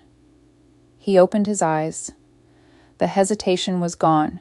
In Djibouti, I learned that logistics is life, Bradley said, his voice dropping into a cold, professional register. Davenport corrupted the supply chain. He turned our own life support into a weapon. Give me the drive. General, I'll cut his throat. I nodded, profound pride swelling in my chest. Sergeant Hayes, get the major prepped. Your flight leaves in an hour. Wheels up. Hayes pushed off the wall, offering Bradley a tight, respectful nod. Let's go to work, sir. Time to see if you can break things as well as you fix them. The Mediterranean night was thick and humid when Bradley and Hayes breached the outer perimeter of the Vanguard data center in Limassol. I sat in my command center in Virginia, surrounded by a dozen analysts. The massive screens were alive with satellite imagery and the real-time, encrypted body cam feeds transmitted from the tactical vests Bradley and Hayes wore beneath their civilian jackets. Through the audio link, I could hear Bradley's breathing, steady, controlled, but laced with the sharp edge of adrenaline. The data center looked like a fortress disguised as a mundane corporate office, concrete walls, reinforced steel doors, and an array of high-end security cameras sweeping the grounds. Charles Davenport hadn't hired mall cops. He had hired ex-Spetsnaz and rogue PMCs, men who shot first and didn't bother asking questions later. Approaching the Southern Service entrance, Hayes whispered into his comms. On the feed. I watched Hayes silently neutralize 2 armed guards standing by the loading dock. It was a terrifying display of lethal efficiency. Hayes didn't use a firearm, a swift, brutal application of martial arts, and the guards were unconscious before they hit the pavement. Doors clear. Major, you're up. Bradley stepped into the frame, plugging a specialized bypass sequencer into the electronic keypad of the heavy steel door. For a terrifying 10 seconds, nothing happened. Then, the green light flashed, and the heavy bolts retracted with a mechanical clack. We're in, Bradley breathed. They moved silently down the sterile, white-lit corridors of the server farm. The air conditioning was freezing, designed to keep the massive server racks cool. It was a logistical marvel, corrupted by absolute greed. Server room is 20 meters ahead, Hayes murmured, checking a digital schematic on his wrist pad. We have 3 hostiles inside, armed with submachine guns. This isn't a stealth takedown. Major, once that door opens, it goes loud. Are you ready? I'm ready, Bradley replied. There was no tremor in his voice. On my mark. 3, 2, 1, mark. Hayes kicked the double doors open. The body cam feed erupted into chaos. The 3 mercenaries inside the server room reacted instantly, bringing their weapons up. But Hayes was a Tier 1 operator. He moved with a speed that defied human biology. 3 suppressed shots echoed through the feed. Pft, pft, pah. 2 mercenaries dropped instantly. The third managed to dive behind a massive server rack, blind firing a burst of 9mm rounds that shattered the glass paneling of the doorframe.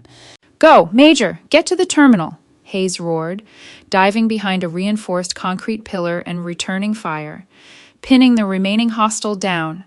On the secondary feed, I watched Bradley sprint across the server room.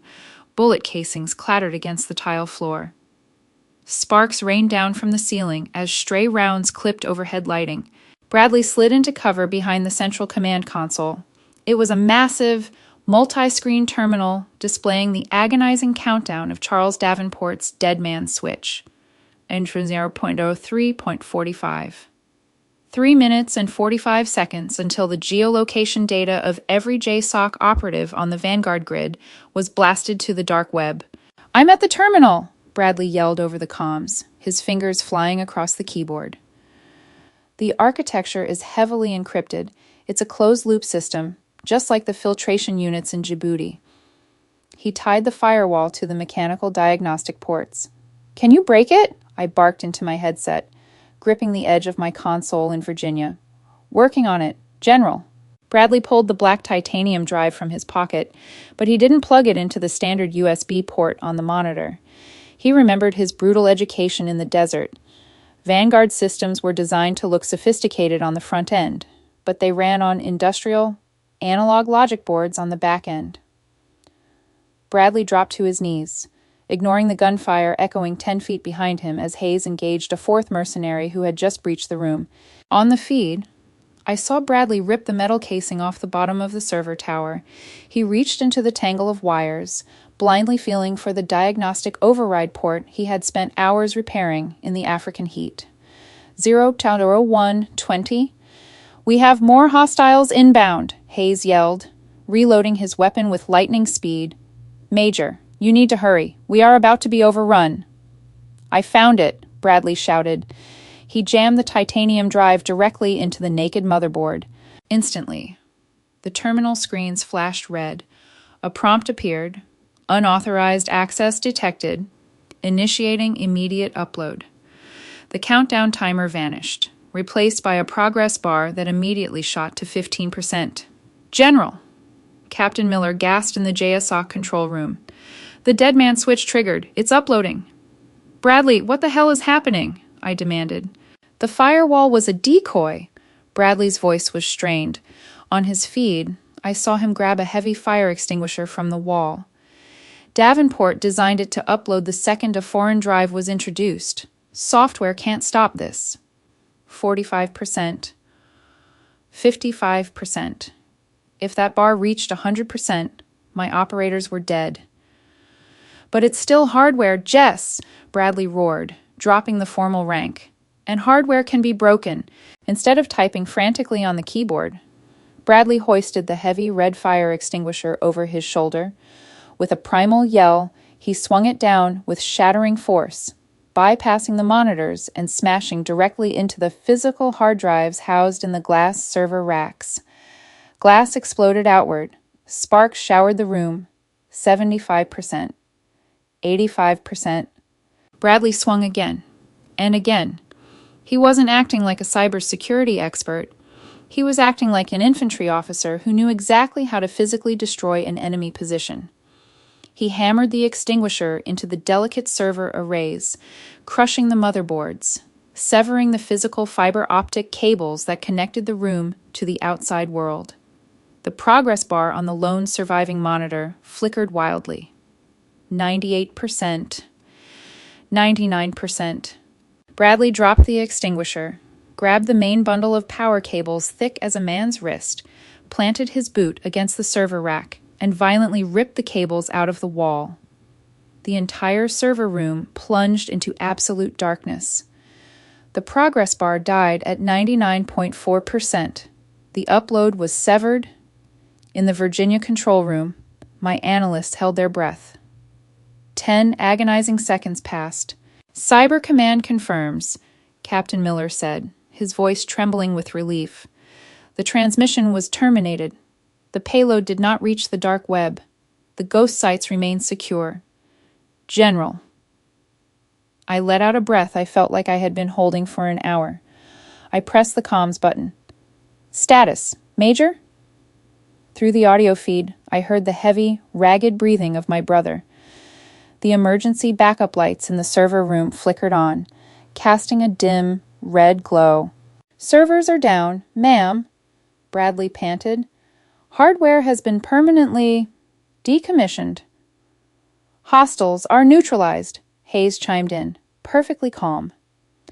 "Area is secure. We are moving to the exfil point. Good work. Major, remind me never to let you near my laptop." "Copy that. Reaper, come on home. Bradley, the drinks are on me." The crushing weight of federal justice is a spectacular thing to behold when applied correctly. It does not arrive with the polite knock of a white-collar subpoena, nor does it afford the courtesy of a phone call to a high-priced attorney. When you threaten the lives of the United States military's most elite shadow operatives, justice arrives in the dark, armed to the teeth, and completely devoid of mercy. At exactly 05:30 hours the following morning, Charles Davenport was sitting in the sprawling, glass-walled solarium of his Richmond estate. According to the surveillance logs later provided to my desk, he was sipping a double espresso and reading the financial pages on his tablet. He was undoubtedly waiting for the secure phone in his study to ring. He was waiting for the Department of Justice to call him, to grovel, to offer him full immunity, and to unfreeze his multi-million-dollar assets in exchange for the safety of my JSOC operators. He genuinely believed he had backed the Pentagon into a corner. He didn't realize that his leverage had been smashed into 1,000 irrecoverable pieces by a fire extinguisher on a small island in the Mediterranean. At 05:31 hours, the reinforced iron gates of the Davenport estate were torn off their hinges by the reinforced steel bumper of a Lenco Bearcat armored vehicle. The raid was executed by the FBI's hostage rescue team, acting under a joint warrant issued directly by a federal judge and military tribunal magistrate. 24 operators in full tactical gear poured onto the manicured Italian lawns. Flashbang grenades shattered the pristine, silent morning air, blowing out the floor-to-ceiling windows of the solarium. Charles didn't even have time to spill his espresso before 3 laser sights were painted squarely on his chest. He was dragged out of his mansion in a silk bathrobe and leather slippers, screaming until his throat was raw. He screamed about his rights. He screamed about his political donations. He threatened to call senators, congressmen, and federal judges. The HRT operators didn't say a single word. They simply zip-tied his wrists, shoved him into the back of a black SUV, and drove him away while federal agents systematically began seizing every hard drive, ledger, and physical asset on the property. Later that morning, I stood in the secure subterranean briefing room at the Pentagon, watching the silent drone footage of the raid alongside General David Harris. The servers in Cyprus are completely dark. General, I reported, handing Harris the final after-action file. Major Hastings and Sergeant Hayes successfully physically destroyed the primary architecture. Cyber Command has swept the dark web continuously for the past 12 hours. Not a single byte of JSOC geolocation data was uploaded. The ghost sites remain secure. General Harris looked at the footage of Charles Davenport being shoved into the armored vehicle, a grim, humorless smile touching his weathered face. A spectacular tactical success. Jessica, your brother proved himself to be an exceptional asset under unimaginable pressure. But now, we have to deal with the fallout of the contractor. The FBI has Davenport in custody at the Alexandria Federal Courthouse, I said, my voice hardening. His legal team is already filing emergency injunctions, claiming the raid was an unconstitutional overreach for a corporate fraud investigation. It's no longer a corporate fraud investigation, Harris said, turning to face me. The Attorney General and the Secretary of Defense signed off on the jurisdictional transfer an hour ago. Davenport utilized proprietary defense technology to actively target and threaten American military personnel for financial extortion. That triggers the Espionage Act of 1917. Jessica, I want you to go down to Alexandria. You are the ranking JSOC officer on this case. Explain to Mr. Davenport exactly what kind of cage he just walked into. With pleasure, sir. 2 hours later, I walked into the ultra-secure interrogation block at the federal courthouse. The atmosphere in this wing was vastly different from the bustling civilian courtrooms upstairs. Down here, the walls were thick, poured concrete. The air was sterile, cold, and smelled faintly of bleach and ozone. It was a place designed to break the human spirit through sheer, oppressive isolation. I stood outside Interrogation Room 4, flanked by 2 armed federal marshals. I took a deep breath, smoothing the front of my Army service uniform. I had chosen not to wear civilian clothes today. I wore the dark blue fabric, the silver star gleaming heavily on my epaulette, and the vibrant rack of ribbons on my chest. I wanted Charles to see exactly what he had tried to destroy. The marshal unlocked the heavy steel door, and I stepped inside. Charles Davenport sat bolted to a metal chair on the far side of a scarred steel table. He was no longer wearing his custom-tailored Italian suits or his silk bathrobe. He was swallowed up by an oversized, neon orange prison jumpsuit that clashed violently with his aristocratic ego. He looked like he had aged 20 years in the span of 6 hours. His skin was sallow, his hands were trembling, and the bluster that had defined him at the country club was completely vaporized, replaced by a hollow, terrified panic. He looked up as I entered. When he saw the uniform, he physically recoiled, the realization of his situation finally piercing his immense hubris. I didn't speak. I simply pulled out the metal chair opposite him and sat down, placing a thick, red-banded manila folder on the table between us. I folded my hands and stared at him, letting the silence stretch until the air in the small room felt thick enough to choke on. "Jessica," Charles rasped, his voice cracking. He tried to force a smile, but it looked more like a grimace of pain. "General Hastings, please. You have to understand. I was desperate. The corporate fraud. The DOJ was going to freeze everything. Vanguard was my life's work. It was going to ruin me. I just needed leverage to negotiate a settlement. I wasn't actually going to let the dead man switch upload the data. It was just a bluff. You have to tell them it was a bluff. You built an automated, closed-loop telemetry trigger. Charles," I said, my voice utterly devoid of empathy, dropping into the icy, measured cadence I used for hostile combatants. "You rigged it so that if our cyber teams even attempted to disable it, the data dumped automatically. You wired it to the diagnostic ports. You were always going to sell them out if you didn't get your way." He paled, his bloodshot eyes widening as he realized I knew the exact mechanical schematics of the Cypress server farm. How did you stop the upload?" "That remains highly classified," I replied smoothly. "But you can rest assured that your mercenary guard detail in Limassol is currently in international custody, and your multi-million-dollar server architecture is a pile of crushed glass and severed fiber optics." Charles began to hyperventilate. The walls of his pristine, wealthy life were collapsing inward at the speed of sound. "I can fix this," he stammered, leaning forward as far as his waist chains would allow.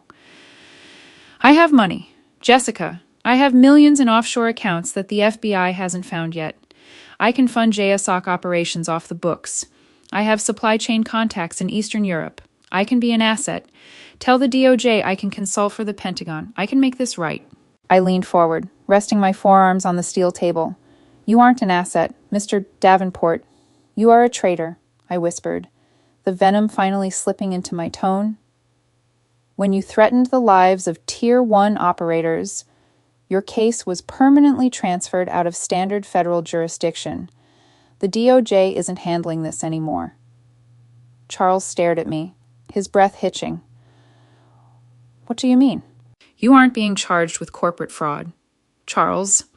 You are being charged under the Espionage Act and the domestic terrorism statutes of the United States." I tapped the red folder on the table. "This isn't an indictment for a white-collar crime. This is the paperwork transferring you to a military tribunal. You tried to play a game of geopolitical extortion with the lives of the men and women who sleep in the dirt to keep this country safe." "Treason?" Charles gasped, his chest heaving as a full-blown panic attack set in. No, they can't do that. I'm an American citizen. I'm a businessman. I demand to see my lawyers." "Your lawyers resigned 3 hours ago when they read the preliminary charges." I corrected him coldly. "No firm in Washington is going to touch an espionage case tied to a JSOC blackmail attempt. You aren't going to a minimum security country club prison." "Charles, you are going to ADX Florence. You are going to a deep, dark, concrete box in Colorado, where you will spend 23 hours a day in solitary confinement for the rest of your natural life, and you will never, ever see your daughter again." He buried his face in his trembling, shackled hands, weeping openly. The great Charles Davenport, the man who had mocked my logistical career, the man who believed wealth made him a god, was reduced to a sobbing, broken mess on a steel table. I stood up, adjusting the cuffs of my uniform. You thought the people who handled the logistics were beneath you. Charles, I said, looking down at him with absolute contempt. You thought you could exploit the supply chain to crush us. But the supply chain is what builds the cage we are about to put you in. Enjoy the silence. I walked out of the interrogation room, the heavy steel door slamming shut behind me with a resounding, final echo, leaving him to rot in the bed he had made. That evening, the adrenaline of the week finally began to fade, leaving behind a bone-deep exhaustion. But there was one last loose end to tie up. I drove my sedan through the winding, quiet streets of the Virginia suburbs, pulling into the driveway of Bradley and Brittany's new, modest brick home. The atmosphere inside the house was incredibly heavy, but for the first time since I had known Brittany, it felt profoundly clean. The superficial veneer of country club elitism had been burned away by the harsh glare of reality. When I walked into the kitchen, Brittany was sitting at the island, nursing a mug of herbal tea. She wore sweatpants and an oversized college hoodie. Her eyes were red and swollen from 2 days of nonstop crying. She was mourning the loss of her father, yes, but more so, she was mourning the illusion of the man she thought he was. The FBI had frozen her trust fund. The Davenport fortune, built on the backs of exploited soldiers, was gone. She was no longer a billionaire heiress. She was just the wife of an army major. She looked up as I entered. She didn't glare. She didn't offer a sarcastic, biting remark. She simply stood up and offered me a fragile, deeply genuine smile. Thank you, Jessica, Brittany whispered, her voice trembling, for stopping him before he actually got anyone killed. I don't think I could have lived with that. Knowing my wedding, my clothes, my life, was paid for with blood money. It makes me sick.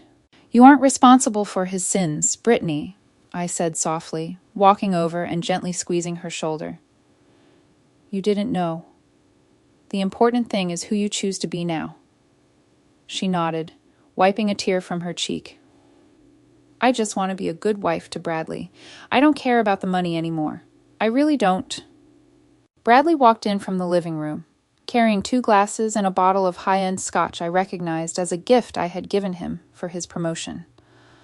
He was wearing an old, faded army t-shirt and jeans. The physical bruises from his desperate fight in the Cypress server room were still visible on his knuckles and his jaw, but his posture was relaxed, anchored by a deep, internal peace. He looked at me, and that same look of profound, unbreakable respect passed between us. He had walked into the fire for me, for his men, and for the nation. He had cast aside his ego, risked his career and his life, and physically smashed an international threat to save people he would never even meet. He had finally become the true hero he had always pretended to be, by doing the gritty, unglamorous work he used to despise. He set the glasses on the counter and poured the amber liquid. He handed one to me. To the support staff, Bradley said, raising his glass. There was no irony in his voice, no sarcasm, just a small, humble smile. I raised my glass, meeting his eyes. To the support staff. And to the men brave enough to realize how heavy the wrench truly is. We clinked our glasses together, the sound ringing clear in the quiet kitchen. We drank in silence, the ghosts of our past and the bitter resentments of our childhood finally put to rest. The family hierarchy wasn't a ladder anymore, where one sibling had to climb over the other to find validation. It was a shield wall, and we were finally standing shoulder to shoulder, ready to face whatever the world threw at us next. True leadership isn't about wearing the shiniest medals or barking the loudest orders. It's about having the humility to protect the invisible foundation that keeps everyone else standing. Major Bradley Hastings had to lose his ego, face down international treason, and physically smash a server farm to finally understand the devastating power of the logistics team he once mocked. If this story of brutal karma, high-stakes military justice, and family redemption kept you on the edge of your seat, smash that like button right now. Share this with someone who needs a reminder that the quiet ones usually hold all the power, and make sure to subscribe to the channel for more unbelievable real-life drama. See you in the next one.